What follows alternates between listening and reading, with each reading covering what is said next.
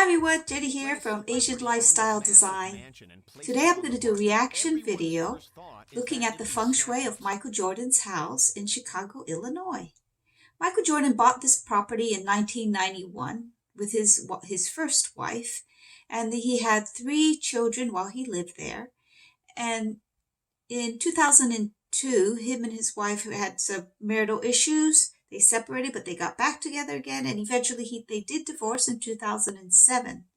Well, for the wife, she did very well out of this divorce settlement. She got $168 million.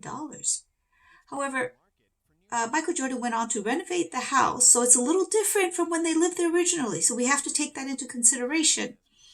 And he tried to put it on. He put it on the market in 2012. And it's been 9 years and it still hasn't sold. And we wonder why it hasn't sold. So we can look at it from a feng shui perspective today. Let's see if we notice anything. Okay, here we go. Okay, look at the size of this mansion.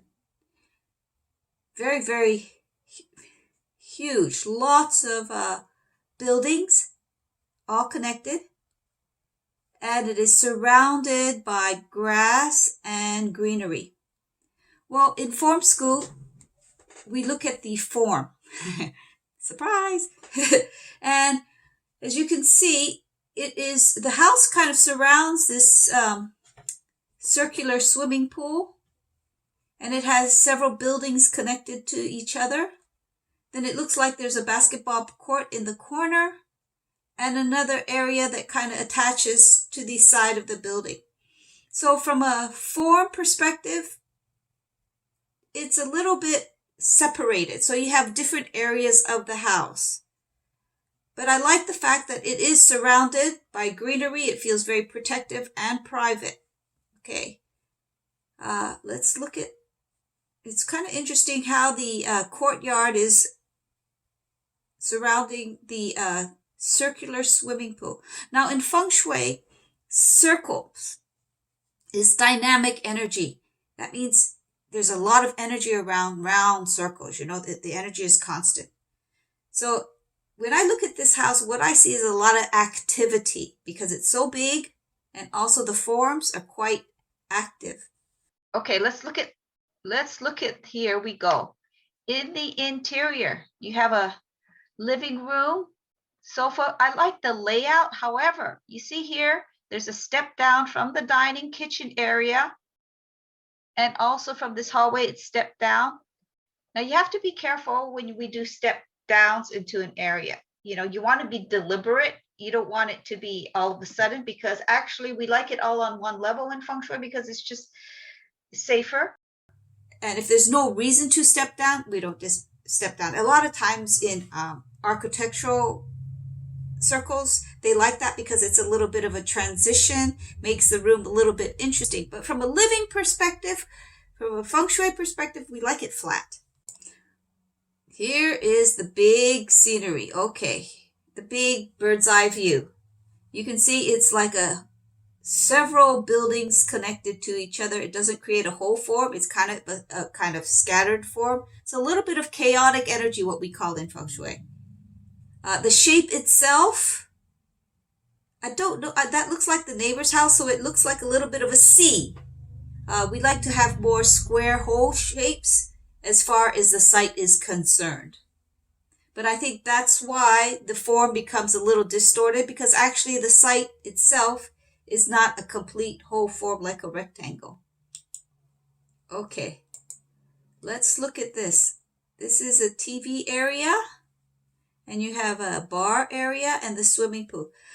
Very big, very beautiful, a fancy ceiling here.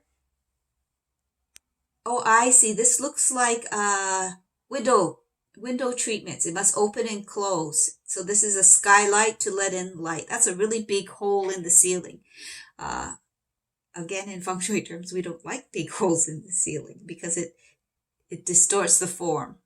But I can see here if it gets really dark in Chicago, I don't know the weather in the wintertime. If it gets really dark, it's nice to get a lot of light in the room.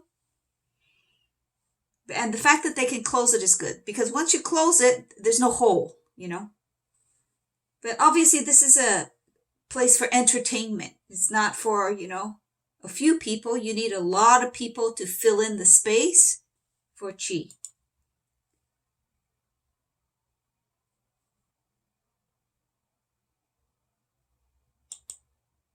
Oh, I missed that.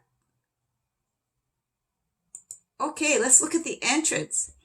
Actually, the entrance is very grand, very balanced, very symmetrical. I like it a lot because it's very strong. This is the entrance. There's no mistake. And the stairs are very wide, big, good open space in the front. So I really like it a lot. It has a big overhang that's circular, and it's very distinctive with lots of greenery. So from a feng shui perspective, excellent. Okay. Okay, so there's a lot of artwork and there's a lot of furniture.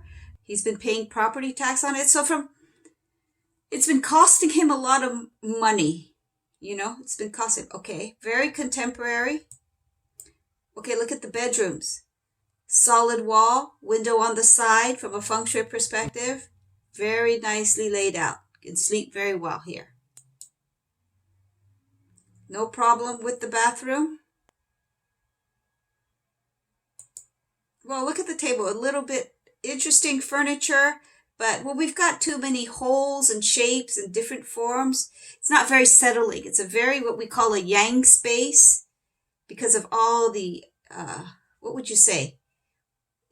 Different shapes, different forms. And you see the table has all these different kind of confused lines. So it's not very relaxing. Lots and lots of energy here.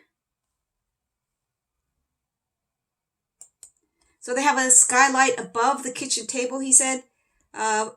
Again, from a feng shui view, we don't like that. Why? There's a hole in the ceiling. It's very distracting. Actually, when we eat, and if it's for a family, I think in family terms, then you don't want that kind of yang energy. You want a little bit more yin energy, more calming, and, so you can have communication. So probably the house is too big. But it was very successful for his career, but not very successful for his family. And probably that's what tore his family apart. So this court is perfect for him. It supports his business. It supports his career. So for Jordan, this is absolutely fantastic. They probably had to entertain a lot. So this wine cellar, movie theater is very important for them because they get their privacy within their home.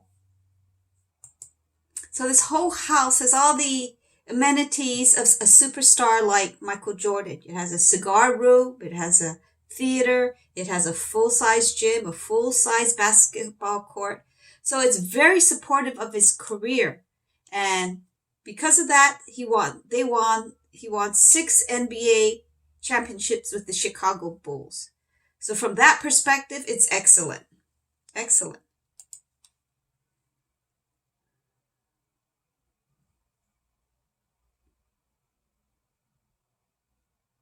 The NBA legend has owned So he used it to support not only himself, but the whole team in general. Speaking of basketball, and they got the privacy. They didn't have to go to any public space. They could work out together. I think that's a great idea. Really creates teamwork.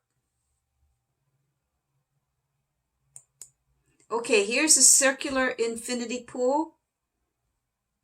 I don't know where you sit around. Oh, I guess you sit around. And then there's a bridge into the center. So, as I said, you have a circle and then another circle. I mean, it's a very serene kind of area, but I don't know, I guess there's no furniture there because they're trying to sell it, so it doesn't look lived in right now. And it looks a little bare, so they're trying to keep it to a minimum, so there's little maintenance, I'm sure. But what you need here is a lot of people. It's a very active space. And so it's a great space to entertain lots and lots of people. So for a family, he had at the time his wife, 2 sons and a daughter, and himself. So there's just 5 people. It's probably too much space for a family of 5. You always will have people there. You have probably a lot of service staff, and it's 56,000 square feet. So I calculated that, and that came out to like, I think it was how many? I forgot what I had. Oh, 45 Olympic-sized swimming pools. That's that's a huge, huge area, for 5 people. That's a family of 5. So it's kind of understandable. You just lose that intimacy, It's became a public space. But, when you become that famous and that rich, I mean, you kind of live large. That's how it is, isn't it?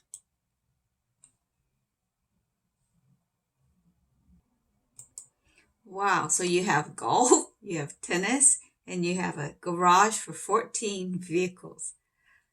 It's a little world, isn't it? You just have your own little world. But in general, the house in Chicago, big, beautiful property, but why hasn't it sold? Is it the feng shui? Well, I think it's, as I said in the video, the average house in that area at the time cost $500,000, and he bought his for $2 million, and then he wanted to sell he remodeled it and built more and more and more and more, and all of a sudden he wanted to sell it in 2012 for 29 million, and it's just out of proportion to that area. If you have 29 million, would you build a house there? If you're a superstar like him and you want the space and the privacy, maybe that's a good idea. But how many Michael Jordans in Chicago are there? So you're just kind of limiting your market. It becomes very, very narrow. And I think that's one reason why it didn't sell. The other reason is it's highly, highly personalized. It's Michael Jordan's house, no mistake. And so, his name is on the basketball court. His lifestyle, which means he likes cigars. He has a huge gym and many amenities cater to his tastes. I think when you have that kind of money, I'm sure you have your own taste. For example, if it was Jeff Bezos or Elon Musk, you'd probably have something to do with rockets, and maybe they don't need a cigar room. Everybody has their own quirks, and maybe it's too quirky that it becomes difficult to sell. So he dropped the price for half price, so now it's down to like 14 million something, and it still hasn't sold. So let's see how far he has to go to be able to sell that property. Or the other option is maybe he splits it up and sells it as, different properties. But it's kind of interesting to see the feng shui of somebody's house who's that famous and that rich. Okay, I hope you enjoyed it and hope to see you next time. If you haven't subscribed yet, please subscribe. And if there's a video you want me to do a reaction video on, please send it to me and we'll see you next time. Bye.